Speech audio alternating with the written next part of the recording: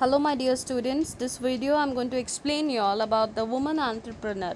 Right now on the screen you can see there is a definition of female entrepreneurs, but the remaining part which I'll be explaining you all in this video is taken from the notes which I have already sent you all on the WhatsApp. So when you're watching this video and listening to this clip, kindly do watch the notes part because it will be even more easier for you all to understand. Okay, so now female entrepreneurs are the women who are actually who organize and manage an enterprise, especially a business, and they are called as a female entrepreneurs. We know that the women constitute about 50% of the world's population, and in traditional society they are confined to house performing household activities, and hence women is generally called as housewife. Though we are in the modernized society, but there are many places in our country where women are still confined to be a housewife. Though they are being educated, but they are not allowed to work after they get married, because they will be either having the responsibilities after marriage life about the responsibilities about the in-laws, or maybe of their children. So finally there will be lots of obstructions or the barriers which will be actually hampering the women entrepreneurs. So that is why there is a lots of encouragement and empowerment which is required to raise the female entrepreneurs.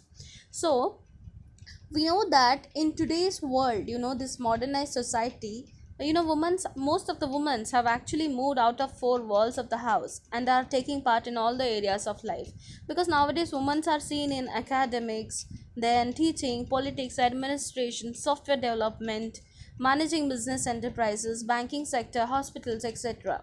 They are, and the involvement of women in these activities generate good income to support them and their families. This is also happening in the other parts, but there are other villages and the rural areas also where still the women require the encouragement to start up their businesses or to be an women entrepreneurs. So the concept of this woman entrepreneurs says that woman entrepreneurs may be defined as a woman or a group of women who initiates, organizes and runs a business enterprise. Because Government of India has defined woman entrepreneur as an enterprise owned and controlled by women having a minimum financial participation of 51% of capital and giving at least 51% of employment generated in the enterprise to women. So, this definition is based on women participation in equity and employment of business. And they also say that the women and entrepreneurs will help in organizing and combining the factors of productions and running the business. And as an enterprise, this includes idea generation and screening, determination of objectives, project preparations, product analysis, completion of promotional formalities, raising funds, procuring manpower and other resources, and operation of business. So these all factors has to be considered when you are talking about the women entrepreneurs. These are the basic concepts and the basic stages of any entrepreneurial processes. So since we are focusing here on the female entrepreneurs, women entrepreneurs, let us also understand few of the functions of a woman entrepreneur.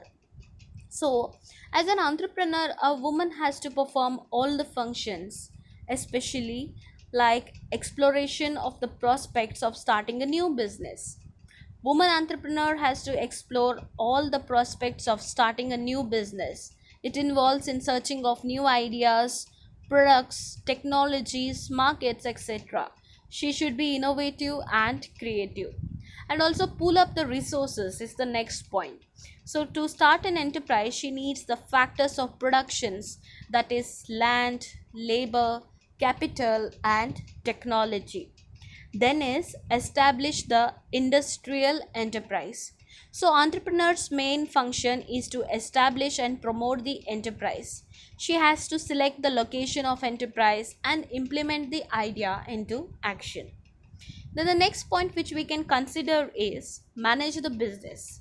She has to manage the business. In order to manage the business, she has to perform all the functions of management like planning, organizing, directing, controlling, and she has to organize workers, material and other resources. So these are the main responsibility which every woman has to take care of. Then the next point which we can consider is development of strategies. After starting the enterprise, a number of challenges, risks, difficulties, problems tend to begin. To face them, she has to develop strategies, play tactics, and a will to overcome them. Because when you are starting up a business, there will be a lots of competitor, especially when there is a woman entrepreneurs. Though women are strong, but still these strategies and tactics has to be always be ready so that she can use it on the right time. Then the next point which we can consider again is to assume risk and uncertainty. So she has to bear the risk and uncertainties that emerge in the enterprise. She should have good decision making capacity to make right decision at the right time to suit a situation. Then the next point which you can note down is to develop business and business decision. She has to pay attention to business decisions. She has to take important decisions about business for its development. And for the business development, she has to increase volume of production, market share, wealth, etc. Then the next point is motivation. She should motivate employees to achieve the targets by putting their full effort. And finally, supervision and leadership. She should supervise and lead the people towards the goal. So these are the important factors which every woman entrepreneur has to consider when she starts up a new firm. And apart from that, there will be a barriers also, like problem of finance, lack of capital, which I have told you all in the barriers of entrepreneurship. This is the first problem, that is a lack of capital. Women entrepreneurs suffer from shortage of finance in two ways. First one is women generally do not have property on their names to use as a collateral security for getting loans from external sources like banks and other financial institutions. And the second one is some banks may feel women not so credit worthy and discourage women borrowers. And the general belief is that they may leave the business at any time. Under such circumstances, women entrepreneurs have to depend on their own funds or fund from relatives and close friends. But nowadays, the government has come up with many agencies to support the women entrepreneurs. Then there will be a lack of education also. So, as per census, about 60% of women are still illiterate in India. In the absence of qualitative educations, women are not exposed to business tactics, technologies, management skills and functions, market knowledge, financial management, etc., which are very essential for any enterprise. Then also, the limited mobility. In India, mobility of women is limited compared to men due to various reasons. Women working in night shifts and staying alone in a room or returning late in the nights are still problems in India. And with the advent of software technology, this situation is slowly easing nowadays. Then is again the most important reason, that is family ties. As per Indian tradition, it is mainly the women who take care of family, children, other elder people in the family and kitchen. This problem is more so with the married woman. The total involvement of family leaves a little or no time and energy to devote the business. Support of family members, especially husband, is very essential for women to enter into a business. Then apart from this, scarcity of raw material is also the other problem, because most of the enterprise managed by women suffer because of scarcity of raw materials and necessary inputs.